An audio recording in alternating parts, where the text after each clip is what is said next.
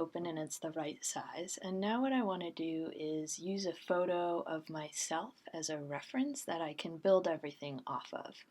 I want to make sure that that photo is taken with good lighting so there aren't any weird shadows on my face and I can see the details of my face.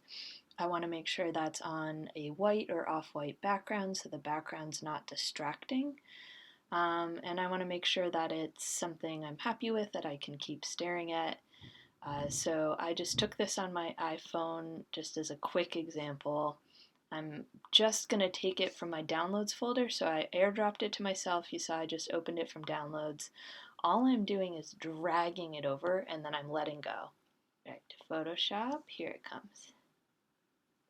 Okay, so now you can see that I've got it placed inside my image. And I can even make my image size to the same size as that. So I just went over here to the crop tool, and now I'm going to drag down the edges so it aligns with my picture. And I just hit return to have that set in. And so now I have a reference image that I can keep in the background as I continue working. What I want to do now is add another layer and lock this layer so that it just continues to sit in the background. So I'm coming down here and you can see this little box with a plus sign in it says create new layer. I'm going to click there, create a new layer, and I'm going to come to this layer and I'm going to lock.